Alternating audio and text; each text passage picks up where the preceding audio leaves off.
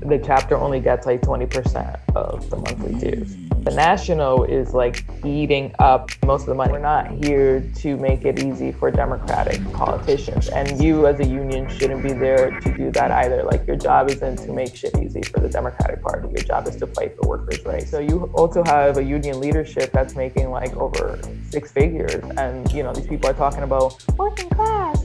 Yeah. And it's like, you haven't been working class in like 50 years, bro. Kinverly, you are part of the DSA Providence chapter, Democratic Socialist of America. So you're the co-chair. What responsibilities do you have as the co-chair? A lot of co-chair duties is just kind of overseeing a lot of what goes on in the chapter, making sure that we're having our like monthly meetings, being there to like answer our members' concerns, and like helping them start up like whatever projects they want to engage in. I almost feel like the executive committee in the Providence DSA, we work kind of as facilitators for like the things that people want to do, instead of kind of like pushing our own projects onto people. What do you do to grow, or what does your chapter do to grow membership? We've been growing kind of quick this year.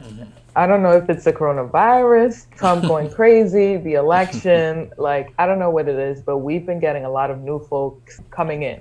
And the thing about like the DSA is that the national politics definitely impacts the people who come into your chapter. Bernie running, AOC winning, all these things kind of drove more people into the DSA. And so the national things definitely impact even the tiny little chapters at the bottom. Because people see some national show or whatever, and they're like, hey, is there a DSA chapter around where I live? Yeah, and they just look you guys up. Yeah, but we do have, Providence DSA has been around for a while, a few years. We're very visible. We talk with other, regional chapters. Right now, we have a mobilizer program. So we have folks in the DSA who essentially make sure that like our membership is active. So like they have one-on-ones with folks. If somebody isn't showing up to anything, they'll contact them. That's actually one of the really strong projects, I think, that has like kept our membership active and has like added new folks. Because a lot of the folks who come into the DSA as well come through friends. Like, I heard about you because my friend. So what's the relationship that you have with the National DSA chat, like the overall main parent organization? And we do get information. They give us like strategies right now. The National has kind of told us like we need to be thinking about election violence, and if things get messy, how do we want to deal with that? So those are things that we've been dealing with in our chapter. They do, they give us resources like the Zoom account, trainings that anyone that's part of the DSA in the US can attend. There's also, we have now a dedicated like organizer for the regional DSAs of New England or whatever. And so this person kind of makes sure that like the local chapters are like at least trying to follow some of the National's agenda. And so the National's agenda right now is very big on adding new members. They want to reach 100,000 members. I think it would be a huge milestone. And so they've really been going to work on like the mobilizer program and making sure the local chapters have mobilizer programs. Do you pay a dues like to them, or does the members pay dues to you and then you pay dues to them? I'm just curious about that. You pay directly to the National, and the National pays to the chapter. Gotcha. And I mean, I feel like there's an issue there because the way that the DSA dues works is like, if you want a year membership, it's like $50, right? But that doesn't go to your chapter. That goes straight to National. And they eat it up. The only way for your chapter to get money is if your membership is signed up to pay dues monthly. And even then, the chapter only gets like 20% of the monthly dues. So the National is like eating up massive amounts of, most of the money. Do they give you resources? So you said they give you Zoom access, which can help. And do you think that it's worth it, that what they're giving you, you're getting your bang for your buck? No, we need more. I think, so one of the things that I would like to see is like if your chapter is above a certain amount of people, let's say you have like 30 people or 40, I feel like the national should give you like some starting money to organize with. Like you don't got to be out here like here's $100,000, but like here's like $1,200 for you to print stuff and begin. Yeah.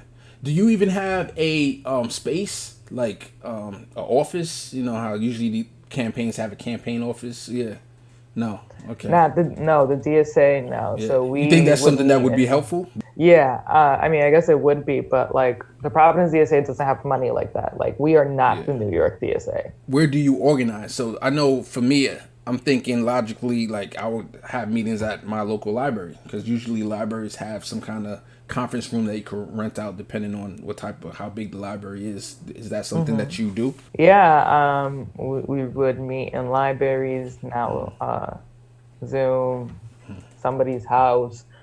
Sometimes SEIU would let us use their space to meet in there. Nice. Union. Yeah. And so that's kind of how we've been able to organize, but we don't have like a dedicated space. How close are you guys with SEIU? We haven't had much contact with SEIU recently, ever since the coronavirus kind of struck, and they've been kind of working very hard on their nursing staffing regulations.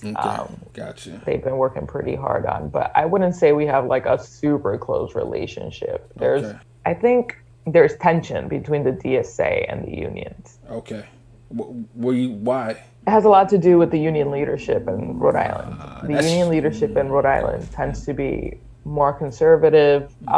They're trying to cover bases for the Democratic establishment, and that rubs up against a lot of what we believe in. Like, we're not here to make it easy for Democratic politicians, and you as a union shouldn't be there to do that either. Like, your job isn't to make shit easy for the Democratic Party. Your job is to fight for workers' rights. And so you also have a union leadership that's making like over 6 figures, and these people are talking about working class. Yeah, and it's like, you haven't been working class in like 50 years, bro. That seems to be a common theme when it comes to union, is like the union membership, or even with other organizations as well. Like, so for example, Working Families Party, the people. Maybe I shouldn't say that.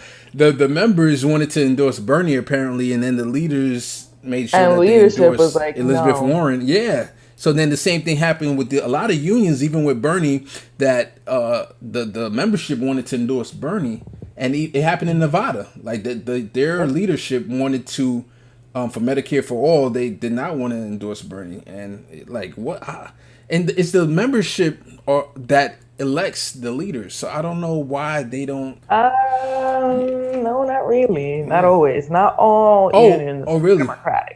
Okay, so the members. Oh, well, yeah. If we go to cops, police unions, then that's a whole different story. Yeah, that they're definitely. There's also a lot of unions have democracy, right?